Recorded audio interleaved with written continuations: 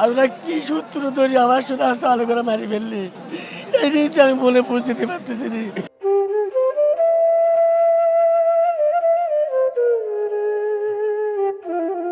পাবনায় খুন, জখম ও রাহাজানি যেন থামছেই না।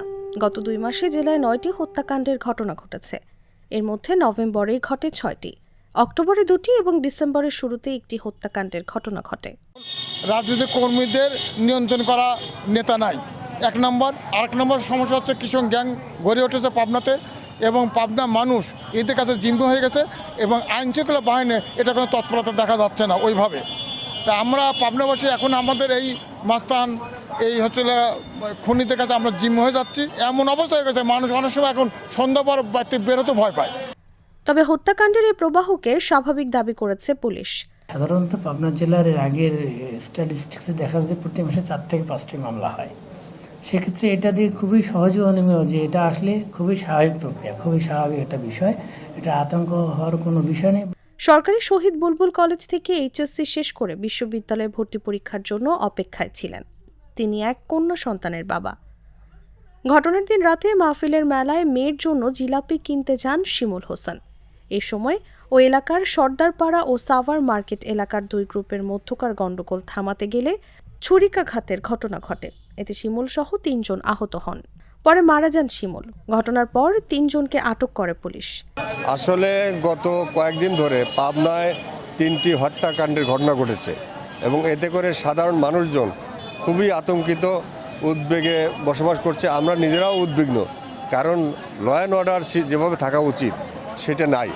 মানুষজন খুবই হতাশ, এবং এইটা অবিলম্বে আইনশৃঙ্খলা উন্নয়ন করা দরকার। এর আগে আত্মসমর্পণ করা চরমপন্থী সদস্য বাকুল মিয়াকে কুপিয়ে ও গলা কেটে হত্যার ঘটনা ঘটে। গত 24 নভেম্বর রাতে জেলার সাথিয়া উপজেলার ধুলাউড়ি ইউনিয়নের রাউতি উত্তরপাড়া স্কুলের পাশে এ ঘটনা ঘটে। কোনো কিছু জানে না, ভালো মতো করে কিছু জানে না। আমার বেটা খালি হলে গেছে, আর ওরা কি সূত্র ধরে আমার শোনা চালু করে মারি ফেললি, এই নিয়ে আমি মনে বুঝতে পারতেছি না। কেন আমার ছেলেকে মারলি? ঝামেলা তো আমার না, কেন আমার ছেলেকে মারলি? আমি ছেলে কি অন্যায় করেছিল ওর কাছে? আমি কেমন করে আপনার এটা বুঝ দেবো? আমি আমার ছেলে সুস্থ ফিরাতে চাই সবার থেকে। জেলা পুলিশ ও গণমাধ্যমে প্রকাশিত তথ্য অনুযায়ী গত 16 নভেম্বর পাবনা সদর উপজেলা মৎস্যজীবী দলের সাবেক যুগ্ম আহ্বায়ক জালাল উদ্দিনকে পিটিয়ে ও ছুরিকাঘাতে হত্যা করা হয়। এই ঘটনার পর ওই এলাকায় বাড়িঘর ভাঙচুরের ঘটনাও ঘটে। পরদিন 17 নভেম্বর রাতে পাবনা শহরে তুষার হোসেন নামের এক কিশোরকে কুপিয়ে হত্যা করে দুর্বৃত্তরা।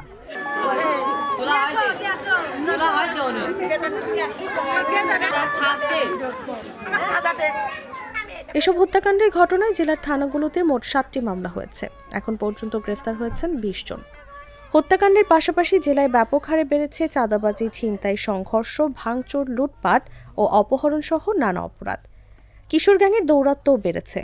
আইন শৃঙ্খলা বাহিনীকে আরও সক্রিয় হতে হবে।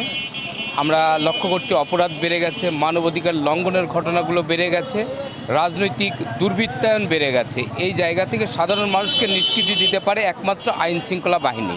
তথ্য বলছে সরকার পতনের পর পুলিশ তেমন সক্রিয় ভূমিকা না নেওয়ায় ভেঙে পড়েছে জেলার আইন শৃঙ্খলা পরিস্থিতি। হত্যাকাণ্ডের বাইরেও প্রকাশ্যে বিভিন্ন পয়েন্ট দখল ও চাঁদাবাজি এখন প্রকাশ্য বিষয়।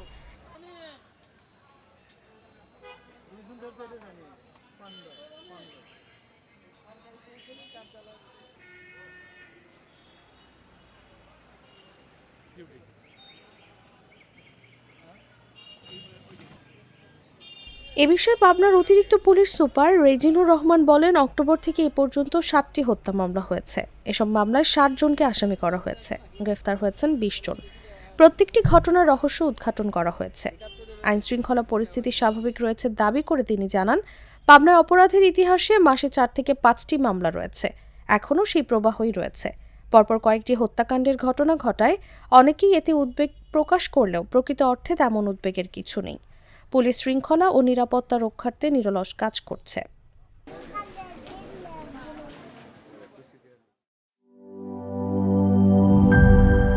মাঠের অলরাউন্ডার আমি, আর ঘরের অলরাউন্ডার টাইলক্স।